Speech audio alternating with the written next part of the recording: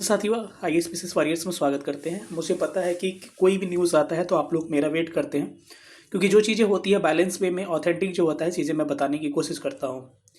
तो बीपीएससी तैयारी 3 पर रोक का क्या है सच, काउंसलिंग रोकी जा सकती है, एनआईओएस को मौका मिलेगा, ये क्या है सच, सारे विषयों पे हम बात करते हैं। ठीक है, एकदम क्लियर कट इसमें बात करते हैं और घबराने की बिल्कुल ज़रूरत नहीं है। ना एनआईओएस वाले को घबराने की ज़रूरत है, ना ही बीपीएससी तैयारी 3.0 में जो सेलेक्टेड है उनको घबराने की ज़रूरत है। क्या है सच, मैं आपको बता रहा हूँ उसका। अब एक्चुअली बात क्या है कि ये आपको पता होगा कि 2023 में एक सुप्रीम कोर्ट का जजमेंट आया था, जिसमें कहा गया था कि आपको एनआईओएस वाले का जो डिग्री है उसको वैलिड नहीं माना गया। ठीक है, मतलब कि उस डिग्री के साथ आपको क्या किया जाएगा, आपके बीपीएससी टीआरई 3.0 का जो फॉर्म फिल हो रहा था 23 में, उसमें आपको इनवैलिड माना गया, यानी कि उस फॉर्म को आप फिल नहीं कर सकते हैं। ठीक है, ये तो बात क्लियर थी। अब आयोग की और सरकार की कोई गलती थी नहीं, क्योंकि वो तो जजमेंट ऊपर से आया था और जो उस समय की वास्तविकता थी, जो स्थिति थी, उसके हिसाब से क्या किया गया, नोटिफिकेशन पब्लिश किया गया। ठीक है, किसका, आपके टीआरई 3.0 का नोटिफिकेशन पब्लिश किया गया। अब उस नोटिफिकेशन में जो जजमेंट था उसके हिसाब से क्या किया गया कि एनआईओएस वाले को क्या किया गया, उसमें बाहर किया गया। ठीक है, यानी एनआईओएस वाले क्या कर सकते हैं, जो डीएलएड वगैरह है तो वो फॉर्म नहीं भर सकते हैं, यानी कि इनको क्या किया गया, उस वैकेंसी से बाहर कर दिया गया। फिर भी ये लोग इस फिर से दोबारा ये लोग रिट दायर किए, फिर से दोबारा ये लोग केस की और फिर से इनका हियरिंग हुआ। और आपको पता है कि टीआरई 3.0 का एक बार एग्जाम हो गया था मार्च में, दोबारा एग्जाम हुआ था जुलाई में, जुलाई ही था शायद, आपको याद होगा 19 जुलाई के आसपास एग्जाम हुआ था आपका।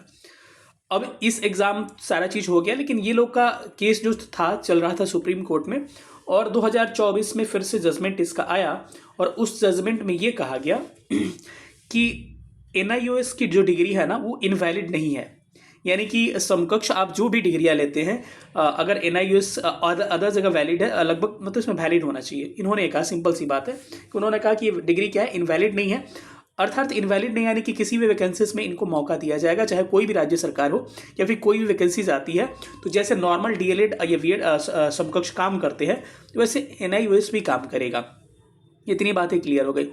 अब ये 2024-2023 वाला वैकेंसीज अपना प्रॉपर वे में चलता रहा। फाइनली आपका टीजीटी 6 to 8 पीआरटी का रिजल्ट पब्लिश हो गया। अब बात ये आई कि सुप्रीम कोर्ट का जजमेंट आया और इसमें कहा गया कि एनआईओएस वैलिड है। अब ये लोग इस पे ये होने लगा कि इसका वैलिड का मतलब ये हो गया कि यानी कि ये डिग्री कभी इनवैलिड आपका रहा ही नहीं, क्योंकि अंततः जो सुप्रीम कोर्ट का डिसीजन था इनका वैलिड रहा। तो वैलिड का मतलब हो गया कि ये डिग्री कभी इनका फेक रहा ही नहीं। मतलब इनको हर बार इनको एग्जाम में मौका देना ही चाहिए था, लेकिन मौका नहीं दिया गया। तो ऐसा नहीं है कि कोई आपको नोटिस पब्लिश किया गया है कि टीआरई 3 की वैकेंसीज रोक दी गई है। हाँ, ये किया गया है, मैं बता रहा हूँ इसका सच क्या है। किया क्या गया, सुप्रीम कोर्ट के द्वारा बिहार गवर्नमेंट को क्या किया गया है, एक नोटिस पब्लिश किया गया है। उस नोटिस पब्लिश में ये कहा गया है कि अपने हिसाब से अब इसको मैनेज करना है और उसको उस तरह से करना है कि आपको आगे की वैकेंसीज में प्रॉब्लम ना आए, क्योंकि अभी 23 से लेकर आपको 28 तारीख तक काउंसलिंग थी। अगर गवर्नमेंट के द्वारा, बिहार गवर्नमेंट के द्वारा या फिर एजुकेशन डिपार्टमेंट या बीपीएससी के द्वारा 23 से 28 अगर काउंसलिंग करा ली जाती है, तो बाद में फिर एनआईओएस काउंसलिंग का मतलब हो गया लगभग इनकी ज्वाइनिंग हो गई, मतलब कि डिस्ट्रिक्ट अलॉट हो गया, स्कूलें दे दी गई और ट्रेनिंग चलने लगा, तो यानी कहीं ना कहीं एनआईओएस का मामला खत्म हो जाता। अब ऑलरेडी इस तरह का केस एक छत्तीसगढ़ में फंसा हुआ है और उस केस में क्या हुआ था, आपको लास्ट में प्रॉब्लम आ गया था, क्योंकि वैकेंसीज को उन्होंने काउंसलिंग रोकी नहीं और वैकेंसीज को फाइनल कर दी।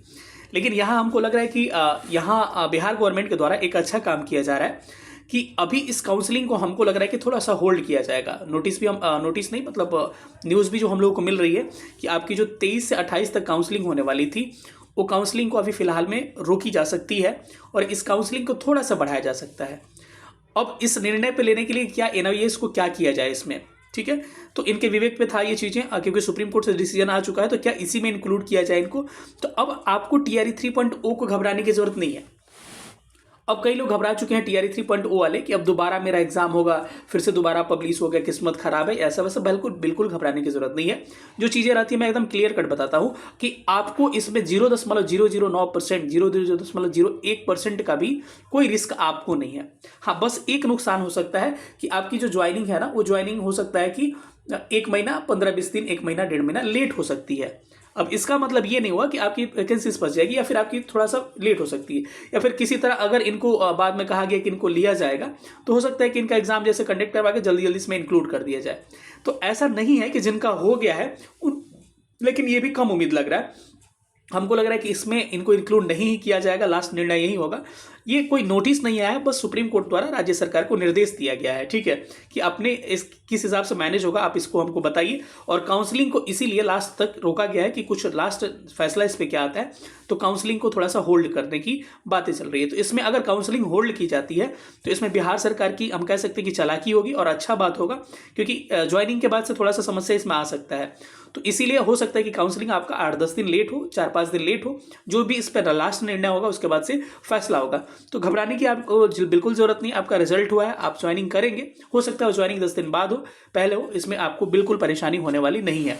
तो ये जो निर्णय चल रही है, कई लोग कह रहे हैं कि एकदम दोबारा कैंसिल करके एग्जाम होगा, ये वो व्यूज के लिए, तो बस व्यूज के लिए हो रहा है। आप सुन लीजिए, मैं सीधे बता रहा हूँ, वो सब थंबनेल और ये सब चीज़ें आप बार बार खोल के मत देखिए, खाली व्यूज़ का है, आपका झूठ मूठ का माथा खराब होगा। वो बस व्यूज़ अपना बढ़ा रहे हैं, कुछ उसमें सच नहीं है।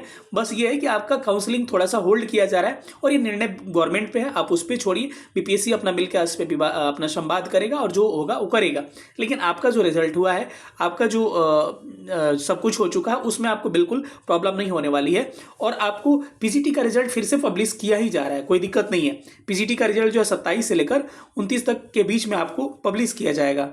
इसमें रिजल्ट वगैरह पे कोई फर्क नहीं पड़ रहा है, बस वही एक काउंसलिंग की तिथि को लेकर थोड़ा सा फर्क पड़ेगा। बिल्कुल आगू घबराने की बिल्कुल जरूरत नहीं है।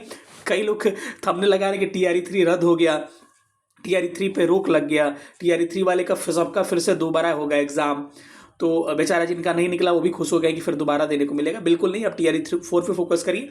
अगर कुछ होता भी है तो NIOS को थोड़ा सा साइड से इंक्लूड किया जा सकता है, अधिक से अधिक, मैक्सिमम, वो भी पॉसिबिलिटी हमको कम लग रहा है इसमें, ठीक है। तो आपको बिल्कुल घबराने की जरूरत नहीं है। सेशन देखने के लिए बहुत बहुत धन्यवाद, फिर मिलेंगे अगले सेशन में, तब तक अपना ख्याल रखिएगा। सेशन देखने के लिए बहुत बहुत धन्यवाद, थैंक यू सो मच, जय हिंद। और आप एकदम कम रहिए, कूल रहिए, कोई दिक्कत नहीं है।